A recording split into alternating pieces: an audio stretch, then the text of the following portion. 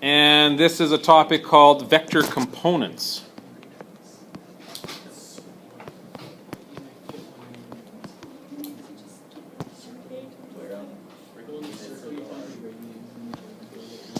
So, like in math, for almost any function that you do in math, there is an opposite.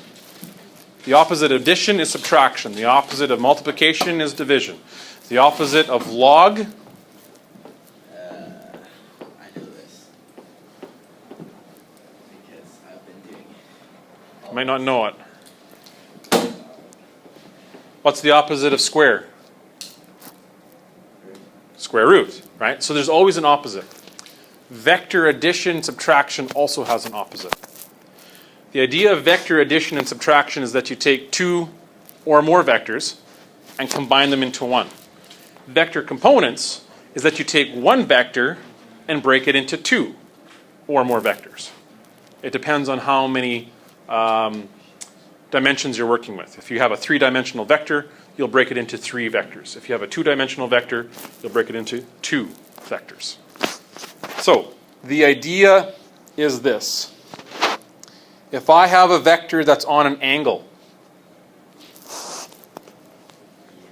what I can do is I can figure out what are the perfect horizontal and vertical vectors that were used to make up that one. It's the opposite. I am making the triangle.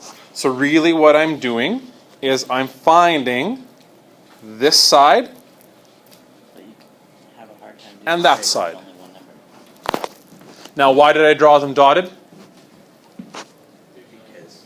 They don't actually exist. Just like when we made a resultant vector, when I actually draw it on the board, it's dotted. On this program, unfortunately, I can't do that. Just like that, these two vectors that I've drawn don't actually exist. I'm pretending that they exist. And if you give your vector a length, and you can use sine of whatever, sine of 90 equals blah, blah, blah. Right, I can use some trigonometry. So we're going to do that as an example. So doing this, there's a couple of things that you need to remember. That the two dotted lines that I drew actually have direction. The one that's going horizontal, is it pointing right or is it pointing left? Okay, it's pointing right because this vector here is going in a right direction. So that means that this horizontal vector has a direction like that. And the vertical vector, is it pointing up or is it pointing down? I think it's Pointing down. up, right? So we actually even know the directions of them already. So the directions when you're finding components is easy because it's just perfectly horizontal, vertical. We can add positives and negatives to them, but we don't have to worry about angles. So let's say on this example, this black vector, let's say it's got a length of 20, and that this angle here, let's say it's 30 degrees. And what I want to do is I want to figure out what is this length, the horizontal, and what is this length, the vertical. Now in math, what do you usually refer to the horizontal and the vertical directions in math? Think of a graph. X and Y. We're going to be doing that work a lot as well. So we're going to call this the X component. That's my symbol for X. And this is the Y component. So we're just relating it to graphing. All right? Let's do the Y one first. If I'm trying to find that side, I always want to walk to the board and point to the board, but I don't have to because I can do it here. If I want to figure out this side, what is this side in relation to this angle? Is it opposite, adjacent, or hypotenuse? It's opposite. And I have the hypotenuse, so what uses opposite and hypotenuse? No. Sine. So, to figure out the Y component, I'm going to do the sine of the angle is the opposite, or Y, divided by the hypotenuse.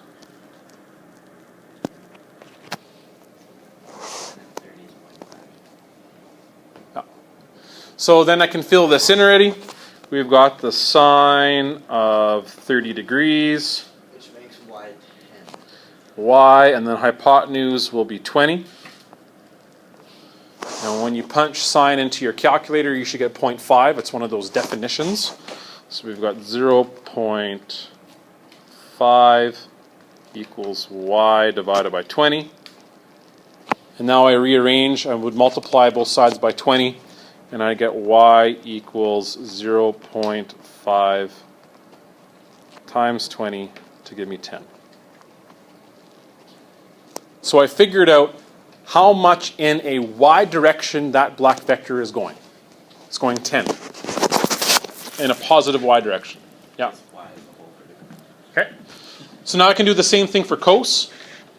And at this point, I could even do Pythagoras if I want, because I've got two of the sides.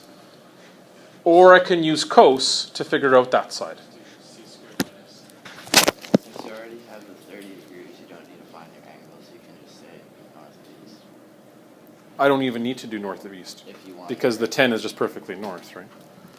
Okay, so let's do cos. Well, like, I'm talking for your original vector. Oh, Because you yeah, didn't yeah. give a direction for it. Okay, so let's do cos for the x. Cos of the angle equals x over hypotenuse. So we have the cos of 30 degrees Forget what cos 30 equals x over 20. is. I should forget. Cos of 30, I believe, is 0.866. Okay, Hannah's nodding. So 0.866 equals x divided by 20. So that means that x will be the multiplication of these two. So we're looking at about 17. 0.866 times 20. 17.3. So then this black vector is going in the x direction, the positive x direction, or in the east x direction, 17.3, and then whatever the units are. So it's like when you've learned how to do vector addition and subtraction, you actually already know how to do components. You're just working backwards. If you weren't given that 30 degrees, how would you? If you're not given the 30 degrees, then you can't figure it out. Because it's like when you're trying to solve for a triangle, you need at least two pieces of information. Yeah, but you'd have the 90, Well, that's always assumed, so right? theoretically you could use the 20 and the 90. No, you don't have enough information yet. Yeah. It's been a while since I did it like that. How would you do it if the 20 was where the x's and the x is on the bottom, and you divide? If the x was on the bottom, You divide 20 by 8.66 to get. Yeah, if they didn't tell you how long your vector was, but they told you the theoretical value of the. you have to have at least one length in order to figure Well, it out. yeah, like if they drew the dotted triangle for you and told you that the horizontal direction was x, and they didn't tell you how long your vector was. Then you can't. You could still figure out your entire triangle that way. No, you need at least one length. Because then it's just similar triangles with similar angles but different sizes. They're giving you the length of x. Oh, that way. Yeah. Okay, sorry, Brett, your question again? Like if 20 was like switched around with x. Oh, so you're wondering the algebra, how to do the algebra. Yeah, just forget it. I'll come by and I'll help you after. Would it just be Yeah. 20 divided by 8.6? It would just, Yeah. you have to use a Yeah. different trick. Yeah, if you're 20 and the x are flipped, yeah. Yeah. Okay. Any other questions?